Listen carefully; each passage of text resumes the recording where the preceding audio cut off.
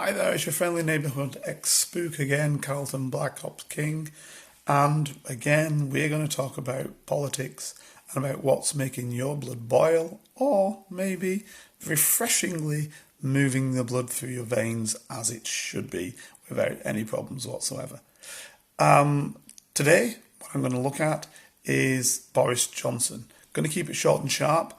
I had basically a note from Gina from Bulgaria. She said, can you keep, avid listener, she said, avid viewer, but can you keep the vlogs a little bit shorter? So I've decided 5 minutes, bosh, it's a guillotine, that's what we're going to do.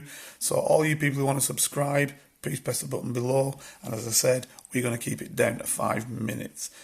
Boris Johnson, right, what do we have to say about this man? First and foremost, I would say, let's speak about the Prime Minister of the United Kingdom, the one and only Mrs. May, and ask yourself why this Prime Minister placed this individual in the role of Foreign Secretary.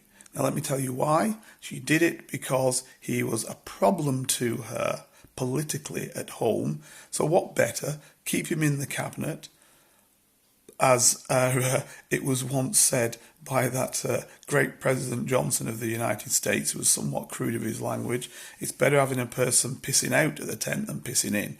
That was our idea. Let's put him in the cabinet, let's keep control of him, but keep him away from day-to-day activities at home, therefore he can't challenge her for party leadership. That was the idea. But you're putting him as Foreign Secretary, a man with not one diplomatic bone in his body, a man who from nigh on day one insulted the President of the United States at that time, Barack Obama, by calling him a half Kenyan and kind of stating that he was anti the United States. I know, and that's a fact, I know it is a fact, that the ambassador for the UK went grovelling to the State Department to try and actually to the White House to try and clean up that statement made by Johnson. He's also made gaffes actually in situ when ambassadors have had to say to him, stop, this is not what we do. The man is a liability, he's dangerous, he's a joke. And for the Prime Minister to make him the Foreign Secretary, in a country, Great Britain, known for its diplomacy, has been outright outrageous. And that shows you that she put party ahead of country, which brings us to Brexit, which is again party ahead of country. We have Brexit because Cameron, another Tory Prime Minister, put healing his party ahead of the United Kingdom. And now we've got all sorts of massive problems with Brexit. And I've been saying this for 2.5 years, so let's not say that I'm some sort of, using a German word, Klugscheißer, some clever guy speaking after the events. I said it would be problematic before we had the referendum. I said it wouldn't be easy to bring the United Kingdom out and yet to stay close to Europe, which we need to for our economy and in fact for our geopolitics. I said this would be absolutely problematic because anybody looking at this should have known you do not get the same advantages out of a club as you do in a club. Because if you did, nobody would be in the club.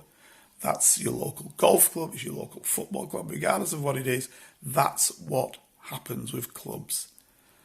And, by the way, it's absolutely right. Why should you get outside what you can get inside? Because otherwise nobody would pay their dues.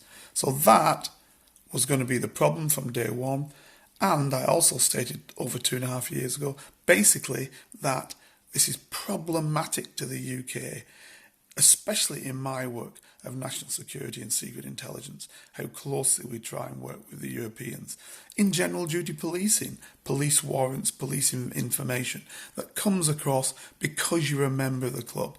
Outside of the club, you will not get that information. I'm telling you that now. So, there we go. That's what this is about. Well, let's come back to Johnson very quickly and what he said about people, women in particular, of the Islamic faith who wear the burqa. For a diplomat to say it It is outrageous. For the head diplomat and politician, even though it was because he's resigned, outrageous. For a person who wants to become the leader of the party and hence Prime Minister, doubly outrageous. You cannot sow the seeds of discontent within your country by saying such a thing. Now, you'll get those people who come on and say, we had to talk about people wearing burqas. We've been talking about it for the last 3 years. It's been a constant talk. Nobody's not spoken about wearing burqas or other clothing. There's not a discussion that I haven't heard referring to those issues. It's been clearly discussed. So this idea that he's finally put it on the agenda is a nonsense. We've been talking about it ever since France banned it. Okay? Ever since the Belgians banned it, it's been spoken about, especially in the mass media. So, no, he hasn't opened something up to discussion. I'll tell you something else, though. What he clearly is doing is he's following in the footsteps of whom I think he thinks is an hero to him, Enoch Powell. And he's basically thrown out there, as Enoch Powell did, he's thrown out there a whistle that's so loud to racists that they're hearing it perfectly, that basically says it's okay to say negative things about Muslims. But that goes further. It basically says anybody who doesn't look like you, anybody of colour, it's negative. Either you absolutely join with us, I've got no problem with that. i.e. integration, no problem whatsoever. But when you're saying integration without any change whatsoever, without any vestige of holding to something or changing to something, then I think that's a problem. So, in this new format of it being curtailed and cut back, I won't go into, again, the fact that Indians, and by the way, we're talking India pre-1948, so that includes everything that is now Pakistan, Bangladesh, Sri Lanka. Indians who lost 2.5 million people in the war, 2 million, Second World War that is, 2 million of which were lost due to starvation because the products that were being produced in India, the foodstuffs were being sent to the United Kingdom, to be precise, to Britain, to keep us in food, i.e. Brits in food during the war, and to stop and break the German blockade on us. That was being sent to Britain, whilst Indians were allowed to starve to death because their own food was being shipped abroad. That's not me saying this. You only need to look at history, and if you have an understanding of it, General Wavell, example, who was in charge of India at the time, basically said to Churchill, we cannot keep starving these people like this.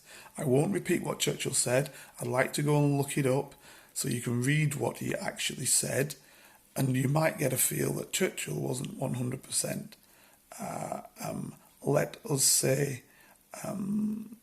positive towards the largest part of the British Empire, which he so much wanted to keep hold of.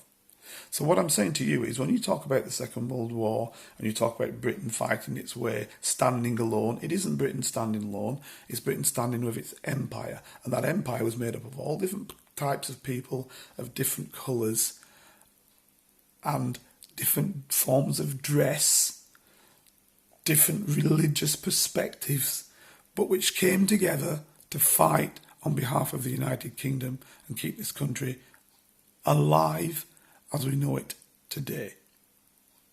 Okay, folks, come back to me with any ideas, come back to me with any discussions. That's me cutting it, guillotining it, 5 minutes. Hope to see you again.